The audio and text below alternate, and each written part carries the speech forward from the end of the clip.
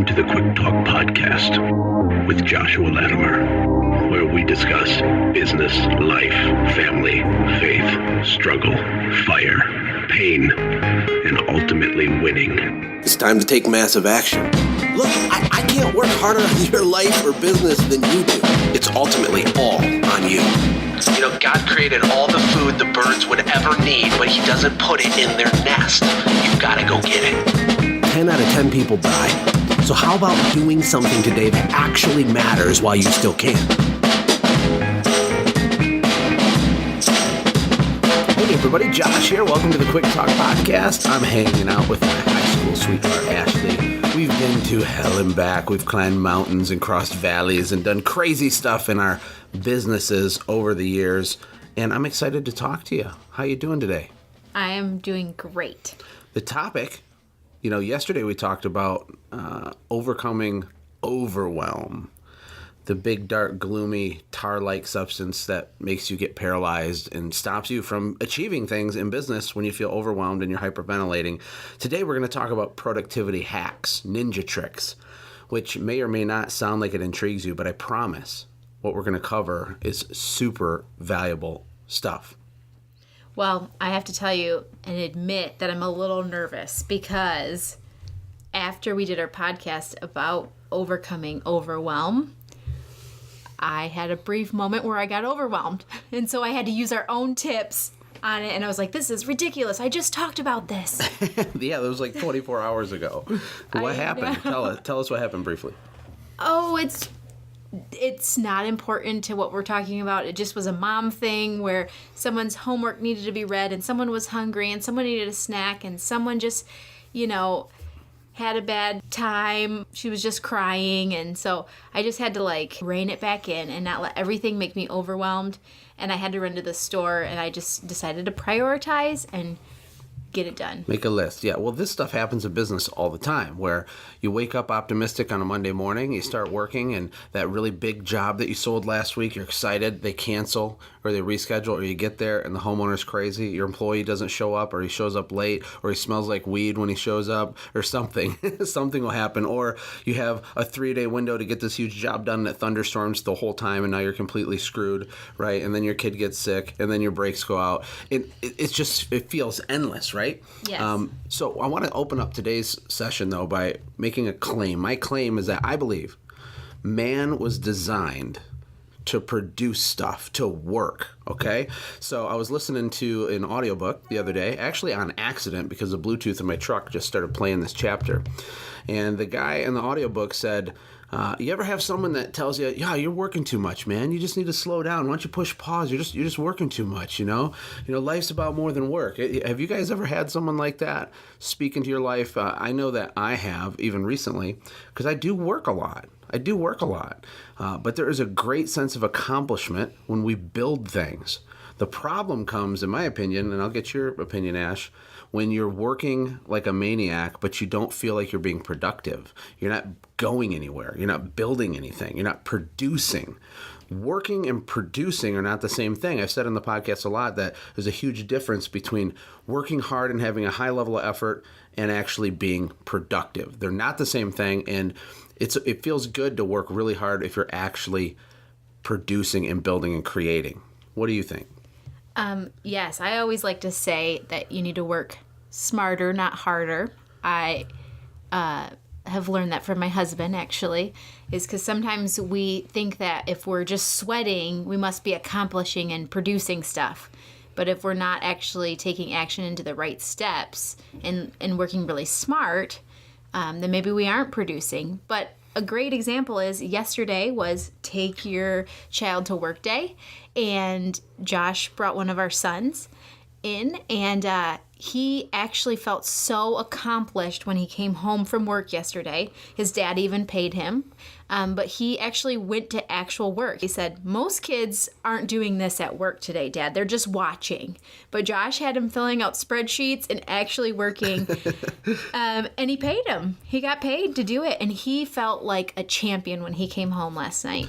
Yeah, and it wasn't fake work. I wasn't tricking them or just being like, hey, bud, just play on this Excel spread. No, like I had a data set in a spreadsheet that had some bad data in it, and I needed it cleaned up, and it was grunt work, and he's only 8, and it was super hard, and he had to do hundreds of rows in the spreadsheet. It took him hours.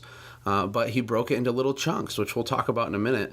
He set little goals. He did 20, and then he took a break and drank a Gatorade and came and talked to me. Then he'd do another 40, and then he's like, man, I think this next time I can do 50. And then he did 50, and he was like collapsing after doing 50 rows. And, at the end of the day, he made $40 and actually accomplished something that I really did need done and didn't want to deal with myself.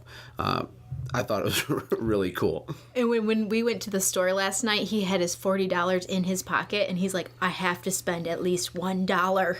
So I let him spend $1. I mean, he could have spent it all if he wanted to, but he just wanted to spend $1 because he wanted to feel really accomplished. Well, and he was productive. The way that he was productive was by breaking his large, overwhelming task into little bitty sprints. And you guys hear me say focus. It's an acronym of the word focus. Follow one course until success. And inside our business, there's lots of things that are broken. There's lots of areas that need our attention, but we can't do all of them at the same time. So we have to prioritize, pick something, and then focus on that one thing. And you do that, a couple of quick tips just to start off with, is by building a weekly plan and a daily plan.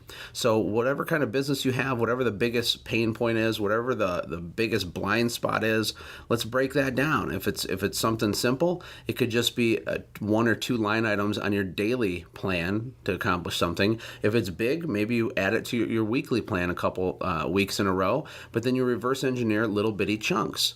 And with that being said, look, this stuff's out there. This isn't like, new revolutionary things. The problem is, and maybe we should talk about this, nobody does it. Why do you think people don't do it? They know how to make a list. They know it needs to be done, but they don't actually make the list, and they don't actually prioritize it, and then they don't actually focus, follow one course till success, on that first top most important item.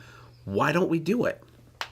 I don't know exactly. I think we have we get our emotions involved. We kind of get overwhelmed, like we said before. But if you were to plan out these things, you can conquer overwhelm. But I see this a lot. I am on so many platforms for entrepreneurs now online, and I see them having all of these decisions to make. And especially with marketing and different things, they have all these ideas, and they just actually need to go do them. And so I think we just get stuck in a rut. And we have a hard time believing in ourselves that we can actually accomplish things. Self-limiting beliefs. I know you love to say that. Yeah, they're real. And they put those constraints on them. And it's hard if you look around the world, and there's so much social pressure and cultural pressure and all these things going on in the world. And so we are just got a lot going on in our lives. Right. And people, what happens too is they're perpetual consumers of information like this podcast. There's a lot of people. I get emails every single week of people that say, oh, Josh, I've listened to every one of your podcasts. There's over 100 of them now. That's amazing. I love that. That's why I made it. It makes me feel really good that people get value. But if you're not coupling your learning with execution, then you're tricking yourself. And I think a lot of the reason people don't put things to paper and start knocking things off the list is it's a complex form of procrastination, where you still feel like you're working, you still feel like you're doing something because you're learning, or you're strategizing, or you're writing down 10 ideas for marketing. That's not the same thing as being actually productive. Okay? It's not the same thing. So don't trick yourself. You got to have massive execution. You can have very limited knowledge and still crush it. And here's a good question. Mark Cuban, I think it was 7 years he worked on his first business, broadcast.com. He sold it for like $100 million or something. And that's kind of what got him his initial money to eventually become a billionaire. But he worked for 7 years relentlessly, total focus. He paid himself almost nothing, and he did that in 7 years. Well, a lot of you guys have had a business for 7 years. Did you sell it for $100 million? I mean, I didn't. So what is the difference? It's not the time. What is the difference? What did he do that we didn't do? Did he get lucky? If you believe that, you're listening to the wrong show, because I don't buy that for a second. He was just producing at a super high level. And even though maybe 5 years of the 7 was laying the foundation for what would eventually become a hyper valuable company, he was doing all that stuff. No one knew it. No one saw it, but he did. And was he organized and focused? Of course he was. So we have to actually make the list. My last point, sorry I'm rambling, is that people disregard the simple advice. They want some magical new secret solution. They're scouring content saying, oh, where's that one little ninja trick? Well, most of the ninja tricks are super simple. Like Warren Buffett, his investment strategy is super basic, really. He tries to buy undervalued companies to buy and hold. Like, duh, right? He's very disciplined in the way that he invests. And when I tell you got to make a list and prioritize it and have a weekly and daily plan, that might not sound sexy to you, but the reason you're struggling is because you're not freaking doing it. Just to piggyback on that, I think if we're really getting to the root of taking massive action, because I see a lot of people on these forums as well, like asking everybody else's opinion, which I think is wise because there's a lot of great mentors out there that can help. You know, they have done trial and error, and so they can help you. But one thing is you do have to go do it. But here's the root of it. We're really scared to fail. We have a huge fear of failure. And so if we just keep on having things ideas instead of actually acting on them, when you act on them, you have the risk of failing. And that's very scary. No matter what you're doing, no matter what business, no matter in your family, you're putting yourself out there. You do not want to fail. But if you don't get out there and start producing, you will fail. You are already failing. Yeah. So you need to just take those steps, be brave. You have to be so brave to be an entrepreneur. And you have to believe in yourself. I know that's with self-limiting beliefs, but that's really what it is believing in yourself and just taking that step out and being brave. Yeah, well, I'm going to give you guys some more practical tips, too, talking about this. Because I think that working really freaking hard, especially this time of year as this podcast is being produced, that's what you're supposed to do. Go do it. If you're working 30, 40 hours a week and you have a business and it's not a beast, you're doing it wrong. Like, it's okay to sacrifice and to work really hard. And part of my story is, well, I had a business and I automated it and I only had to work 3-4 hours a week on it for 2 years. That's true. I did that. But the reason that worked is because I worked 89 hours a week for years before that, right? Putting the things in place. Yeah, I remember one time my cousin, bless her heart, she said, my husband has been working so much. He worked, she said 60 hours this week. And I was thinking in the back of my head, oh, if my husband only worked 60 hours, it'd be so glorious. That's a part-time job if you're an entrepreneur. Yeah. And so I remember when you were first setting up your website, you would work until like 2 or 3 in the morning. Right. I didn't know what I was doing. I didn't know anything, but I was building it anyway. I got it out there, minimum viable product. Throw it out there. You got a marketing idea? Sketch it out, a rough draft, and instantly do it and test it. Do stuff, create things, build things. Look, a lot of the times the people that are bringing you down and saying, well, man, maybe you shouldn't work so hard. Give yourself a break. Take it easy, man. Enjoy life. Those people aren't producing stuff. Those people are uncomfortable by your level of dedication and success, or at least your attempt to get success. It freaks them out, okay? And they're trying to drag you down. Don't listen to that crap. Cut it out of your life. And one of the best ways to do that is through accountability. So here's one of the points. I'm in a mastermind group. I've been in it for 18 months. We set goals in my mastermind group, little ones. I call them sprints. Each week, all 3 of us in the group say what we will have accomplished by the next week. And if we don't do it, something bad happens. And we do this to ourselves. Like for me, being from Michigan, our arch enemy is the Ohio State Buckeyes, worst team in the history of the world. A little love to Ron and Casey, who both are Buckeye fans in my mastermind group. But I have to pay their athletic department a financial gift every time I don't hit my goal. And now I'm on their email list because I've not hit my goal a few times. But the point is, you got to be accountable to somebody. So if you're focused and you have your weekly and daily plans and you tell what those plans are to someone else, that's a huge way to guarantee yourself that you'll actually make progress. I just have to say, we have tons of people in Ohio. I will support your Buckeye. You can't support the Buckeyes. The Ohio State. Well, you have, so you support their athletic department. I know, and they don't have an unsubscribe option on their email list. They're like violating some email thing or something. It's driving me insane. But it does take massive action and productivity hacks. So another thing I wanted to talk about was Pomodoro. So Pomodoro, I have this little book, a little black book. It's called the Productivity Planner. I don't use it every single day. I probably should. I'm not naturally organized, but it's a very powerful tool, and they're cheap. They're like $20. And what it does is when you make your weekly and daily plans and you list out the top 5 most important things that need to get done that week, whether it's data mining a list of commercial contacts, property managers, gatekeepers, real estate agents, anybody that can get you business, whether it's, fixing that truck or getting something wrapped or doing that marketing campaign you've been putting off, or it's cold calling your past customers, or it's doing employee performance reviews because you're supposed to and you never do it, whatever it is. You write down your top 5 for the week and then your top 5 for the day in this little book. And then once you have them listed, you do what are called Pomodoros, which is it's a weird word, right? Pomodoro means tomato in Italian. And I forget why it's named that, but the idea is this: you work for 25 minutes relentlessly towards the thing at the top of your list. That's it, 25-minute sprints.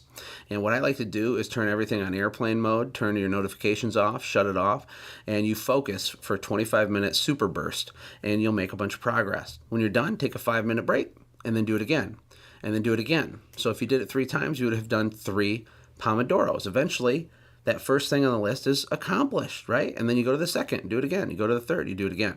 And so this idea of time blocking, where you dedicate very laser-focused little blocks, little sprints of time to doing one thing at a time, is super powerful. It's one of those things that all of the millionaires and billionaires I've ever heard talk about this, all of them live by this. It's part of their DNA. They can't not focus at this point. But all the little businesses would rather read forums and blogs and try to find some secret little sauce to increase their website conversion by 3% when none of it matters. You need to do the big stuff. You got to do the high level stuff, and Pomodoro and time blocking can help with that. That doesn't really translate into your world directly, Ashley, but do you have anything to add to that? You said that people are looking for the secret sauce. I think entrepreneurs need to be the secret sauce. They need to be the people that go and get the stuff done. They cast major vision. They hold themselves at an accountability that's higher than their employees. And they are the secret sauce. They're the ones who are going to get it done. Now, you can start systems to get things done so you don't have to be in the work field. I'm not saying you always have to be there, but you are the secret sauce that's going to change your business. That's really good. I like that. You are the secret sauce. The secret thing you're looking for is your own self. You're just not using yourself correctly. And look, I'm guilty of this. We all are. But look, with us, we started several businesses now. I sold 2, and I'm going to sell another 2 hopefully in the next 30 months. And everything we've sold was nothing. It didn't exist. It was just an idea. We've went from idea, vision, to implementation, to struggle, to perseverance, to systemization, to selling. Right? And it's a natural cycle, and it's front end loaded with gobs of work, and you'll make lots of mistakes. Who cares? You just do it anyway. You got to put in the time, and you got to be organized and doing the right things. And I think when people feel overwhelmed, it's because they're working hard, working a lot of hours, but they don't feel like they're moving. Like a car, and you're trying to drive, and there's oil on the road, and the wheels are spinning, but you're not going anywhere. That's what you feel like is happening in your business so often. And the way to break that, to break that belief pattern, to break that behavior pattern, is to get focused, make a list, get accountability, take massive imperfect action, and just to start, okay? I saw this awesome video this morning before we recorded this. Someone posted in our boot camp private Facebook group. It was Will Smith, and he was talking about when he went skydiving. And he was out partying with his friends, and someone's like, we should do tomorrow? We should go skydiving. And everybody's like, yeah, awesome, totally. They're high-fiving. They're probably all drinking and partying, right? Well, the next morning, they wake up, and Will Smith goes into a total panic. And he's like, oh my God. All of us just said we're going to go skydiving. And then he kind of goes down to the lobby, and everybody's like getting in the van to go. And he's like, oh my God, this is happening. He said he couldn't sleep. He was freaking out. The fear was so intense. He's going to die. And he didn't want to look like a fool, right? Because everybody was going. So he just keeps going, and he's sick, and he wants to throw up. And he gets in the plane, and they go up to 14,000 feet. And then the guy opens the door, and the wind's blowing, and Will Smith says, he realized that this is the first time I've been on a plane with the door open. Okay, this is interesting. And then the guy counts down, 1, 2, and he kicks him out the door on 2 because people grab onto the edge on 3. And he flies down. He said within a second of being in free fall, within a second of being out the door, he realized that this was the greatest experience of his life, that there was zero fear. It was total bliss. And what's really cool about that is that I know what that feels like in business when you take a big risk, you put yourself out there, and you realize this isn't that scary. What's really scary in business is all the stuff leading up to it, leading up to you doing the cold calls, leading up to you making your first hire, leading up to you selling that big job that you're not sure how to quote and it freaks you out. But when you just do it and go for it, it's not that bad. It's not that scary. In fact, it's exhilarating.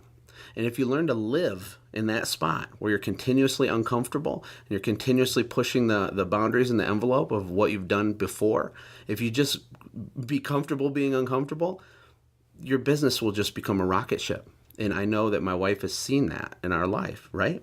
Yes, I have. And one thing that I would say to that is put people around you that are going to help you be productive. Because his friends were helping him get in the plane. Mm-hmm. But they're, probably if he would have called his wife, she would have been, not that I'm saying you shouldn't call your wife in business, you should. But sometimes maybe not. Sometimes maybe not. There's a lot of times I don't need to know everything because it just stresses me out. And we've found this great balance of what I should know and what I shouldn't know about business. But sometimes you can get inside your own head, but you can also have people get inside of your head of, just kind of talking into either helping you or hurting you of being productive. Mm-hmm. So you need to really be careful of who you let. Be very careful. I see this constantly, especially on Facebook, because I think people get confused between the difference between opinions and advice. They're not the same thing. They're not the same thing. And we don't have information overload. What is it? We saw this somewhere. Me and you were talking about this. We have opinion overload. That is the problem with all this information, with all the blogs and the things you can read and the opinions. And even your spouse who maybe is speaking out of fear saying, oh, no, we can't get that second truck yet. What are you talking about? Or your parents say, why don't you just get a normal job? Why are you doing this to yourself, man? Come on. It's okay. Most businesses struggle. It's not your fault. Just switch. We're getting all these unsolicited opinions that are unqualified. They're unqualified opinions.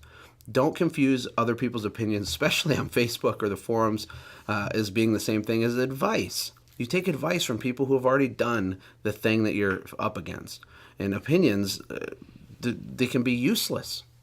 Yes. You have to be very careful. There are opinions everywhere. That's why Facebook people defriend everybody. That's why, you know what I mean? Like, opinions can become very heated.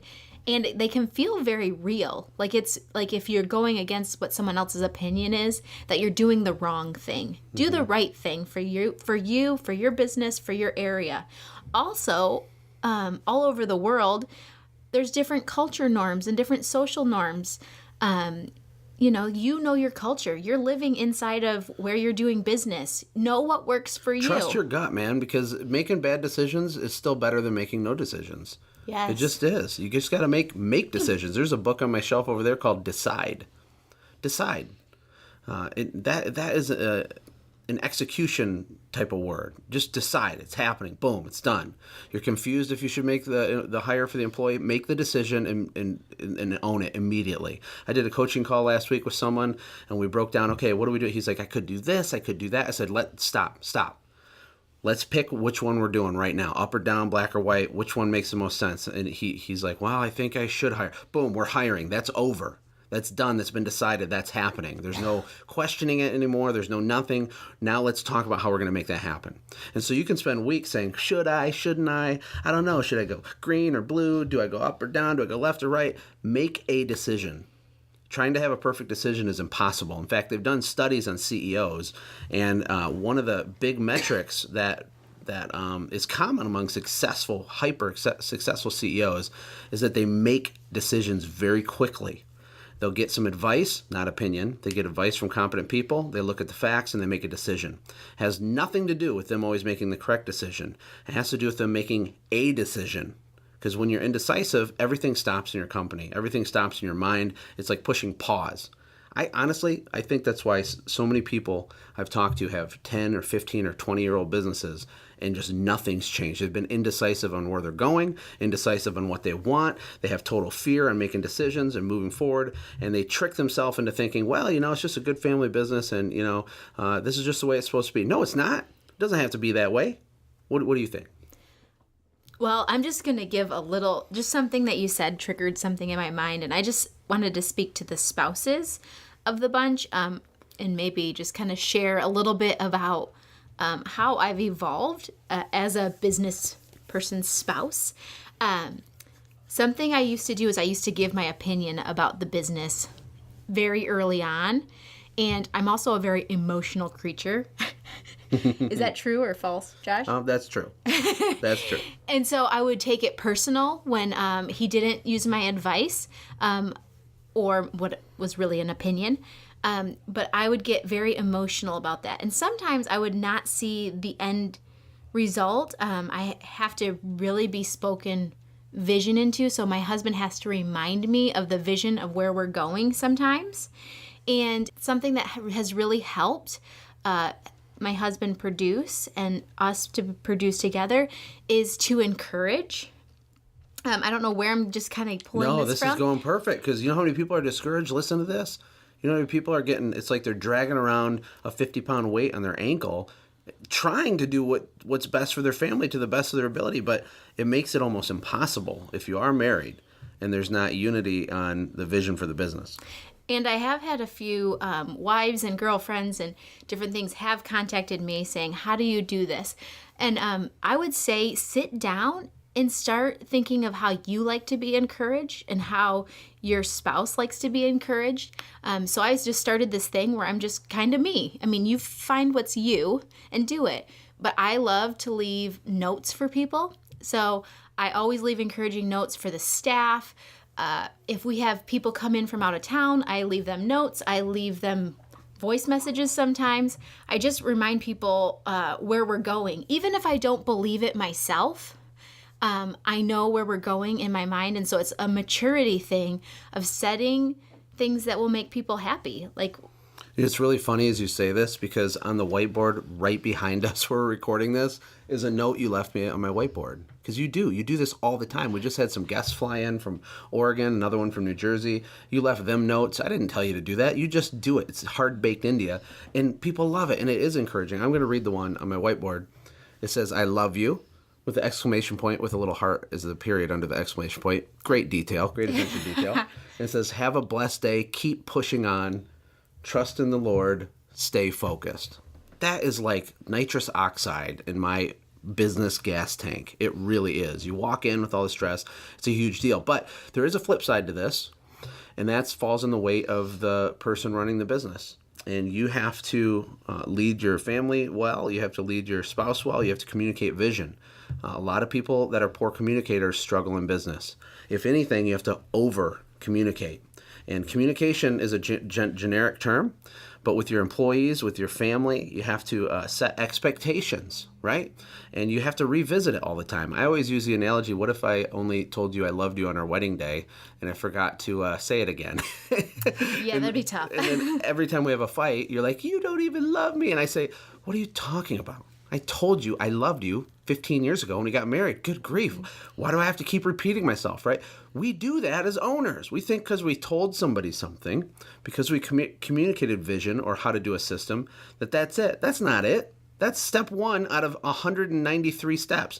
You have to be a relentless broken record on this is who we are, this is where we're going, this is why we're going there, and this is when I think we're going to get there, over and over and over. I think this is really key. You are a team. With your staff, you are a team. Hopefully you're leading that team. With your family, you're leading your family. You have to have great teamwork. And what happens with great teamwork is great communication. Mm-hmm. You have to communicate where you're going, how you're going to do it. You might not have to have every detail down, but teamwork. And you're constantly talking about it. Constant communication, constantly. And I wasn't going to talk about this, but there's this word called abdication. And when you abdicate jobs or responsibilities to other people, that's bad. And what it means is, because it's a weird word, I don't even know if I'm saying it right, but when you have a leadership style by abdication, what it means is that you put people around you, you think that you have a team, you think that you're leading them, but really you're not. What you're doing is you're hoping that they figure it out. You're hoping they put two and two together. They don't have the tools, the systems, the guidelines, the directions, the step-by-step, and the coaching and the communication to actually effectively do their job. And so you hire an employee, and they fail, and you say, I can't find any good help. And you hire another one, and they fail again, and then you say, I can't find any good help. If that keeps happening to you, it's not a help problem. We need to look at you and your leadership style. And you have to be so clear. You have to be so relentless in your over delivery of what they're supposed to do, how they're supposed to do it, what time they're supposed to be there, and the 3 steps to do this, and how to check the oil in the thing, and what to do this, and the end of the day paperwork. It has to be crystal clear. And maybe you found bad help, but a lot of you guys are leading by abdicating responsibilities, hoping that someone will figure it out and save the day and just magically, and we do that with our spouse. It's like, why doesn't she understand where we're going? Why doesn't she know everything I do is for this family? Blah, blah, blah, blah, right? Oh, is that what they sound like? That's what they sound like. Is that what you sound like? That's what I sound like. I've done this a lot, and it's bad. And we need to recognize it in ourselves.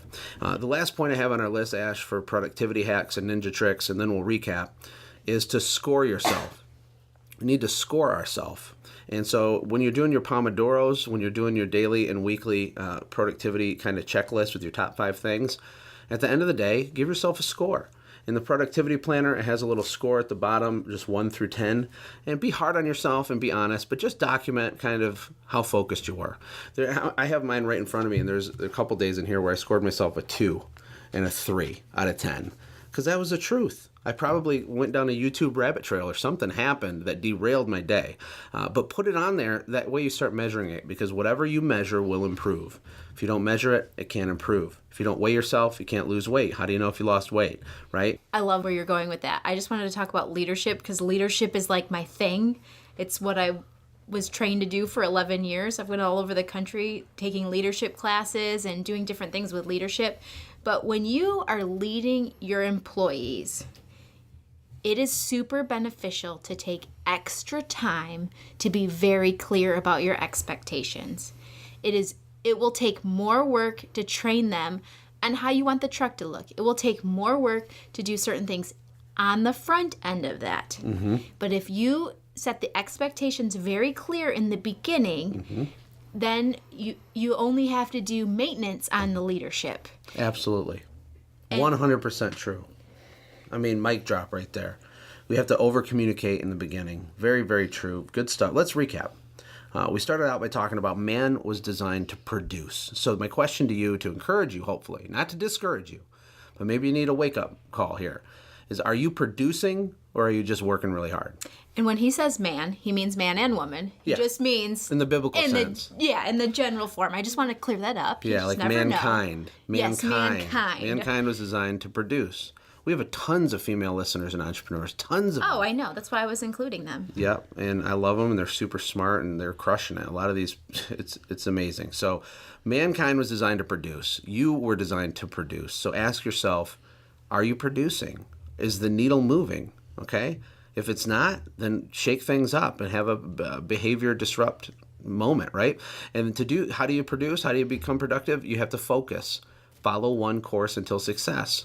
How do you focus? How do you know what to focus on? You have a weekly plan and a daily plan. You list your top 5 most important things that need to get done. Not the things that are in your brain, the things that are written down on the paper that you can focus on one at a time. Another way to be highly productive is to have accountability. This isn't just another way. This is a requirement. You have to have a small group of trusted advisors, people on your same level or above you, that you can bounce things off of and tell your goals to every week, so that you'll actually follow through. The next step is to take massive, imperfect, terrifying action. Jump out of the plane like Will Smith did. Just do it, because there's no fear when you're in the middle of your standing right in front of Goliath, right? It's the overthinking it on the way to getting the stone out of the river and walking up to Goliath. Once you're swinging your sling and you let that rock go, you're going to feel like King Kong. And that's the way it always is. The first time I public spoke, it was horrifying. I hated it. Right? But I got up there, and after about 3 minutes of awkwardness, I loved it, and it was fun. It was an amazing thing. I've done lots of things I'm uncomfortable with. I've flown all over the country this last year. I've raised hundreds of thousands of dollars for different projects. I've sold 2 companies. I've started podcasts. I started a software business. I don't even know anything about software, and we're starting to crush it. We do webinars. We make sales, and we're hiring people. I don't know how to do any of those things, but I just did them, and now I do. Pomodoro technique. Spend 25 minutes at a time doing sprints, little short bursts of highly focused effort on one thing at a time. You also want to score your productivity, because what's measured will improve. Anything else before we wrap it up? I can't think of anything just besides be brave. You can do it. Stay focused. yeah, it's a hard time of year. It's a really hard time of year for a lot of businesses out there. I always tell people to walk through the fire, and we're getting ready to start that this time of year. You know, we got April and we got May, June, July. It's about to happen. So let's get prepared. Let's get organized, everybody. Absolutely. Let's recap why we're doing this 3-part series, okay? The theme here is how do you kill overwhelm, get clarity, and start loving your business again. Falling back in love with your business. How do you do it? Well, yesterday we talked about overwhelm, and at the end I invited you to a special exclusive event in Ludington, Michigan, where you can spend time with me directly, one-on-one, and my wife, and 30 other entrepreneurs and their spouses for a very, very special type of business event. It's not a business conference, quote unquote, because that doesn't even come close to describing what we have planned here. This is a very unique thing that really isn't available, and I see a need for it. And the ability to get away and get quiet and to go for a walk in the woods on our 23-acre property and then come back to have a small mastermind group with some of the other CEOs of multi-million-dollar businesses that I'll fly into this event to get one-on-one help, and not just the nerdy business stuff, but just to get excited again, to get clear on your goals and your vision, to get in alignment with your spouse is highly, highly, highly valuable. And we overlook how important something like this can be sometimes. And so the podcast 2, which is today, is on productivity. I want you to work your guts out. I want you to work 100 hours a week for a small season so that you can get the goal. But there's a time to work and produce, and there's a time to push pause. We want to invite you to join us at the Automate, Grow, Sell live experience, which is a live event. It's in late October. It's exclusive. It's half sold out now. You only have to put a deposit down on half. I want you to stop and go get information on this and look at it. It's going to be completely amazing. Just go to automategrowsell.com/experience. Send me a private message if you can on Facebook, or track down my email on the podcast website. If you have questions, if you're serious, we do vet the people that apply, and not everybody will be accepted. But if you feel in your gut that that's a thing that's important that you need to look into, do it right now. Don't put it off. What do you think is going to be happening at the experience, Ash? Well, I already know what's happening at the experience, but I can't tell because a lot of it is a secret. One thing I would like to clarify, though, is that we do have 30 businesses coming, but we wanted it to be even more intimate than that. So we broke it up into 2 different sessions. So where we have 15 businesses come and then another 15 businesses. And we want you to bring someone that's on your team, kind of like what we talked about today. Someone that's going to go home with you, that's going to inspire you, that's going to keep you on track and keep you accountable. That could be your spouse, that could be your rock star employee, that could be, your friend. I don't know who it is going to be in their life. But the one thing I am super excited for is the people that are already signed up. I just can't wait to meet them.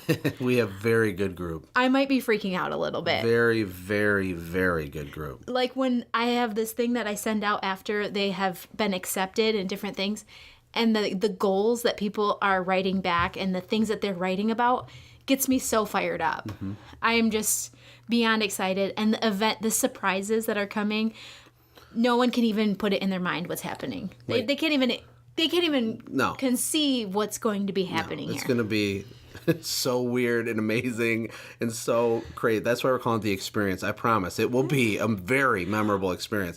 And everything's included. Yes. They don't even have to bring a pen. Don't even bring a pen and paper. Look, you show up in Grand Rapids. Please bring clothes, though. Bring clothes. Bring it's clothes. Not a nudist colony. But everything, your food, your lodging, all of the entertainment, and there will be plenty, and all of the business materials and everything will be just done for you, because the whole idea is for you to be able to push pause on your brain for a few days and to get clear. Yesterday we talked about the golden squeegee, the very first golden squeegee. That's what I think people are going to be missed. I'm going to be really sad for the people who are like, oh, I missed the first one, and they're going to see pictures and like maybe video of a helicopter. Okay, no helicopter. I want a helicopter so bad. Okay, we'll talk about that later. But I just want you to be a part of it. Be a part of the first one. Just step out there. I think you're going to really enjoy it. They're going to love it. Maybe we're just going to enjoy it more than everybody else. We're like giddy, but we are giddy. This is our first live event, so we're gonna do it right, and it's gonna be amazing. It is our first live event, but it's not our first time hosting people. No. This is what I've been doing for the last... This is kind of your thing for over a decade. So that's why everybody can see the change in my voice, that I'm like, I really, when I say I'm excited about it, like, I think about it every day. Every day. What should they do? They should go to automategrowsell.com/experience. All right, guys. We'll see you tomorrow. Have a good one.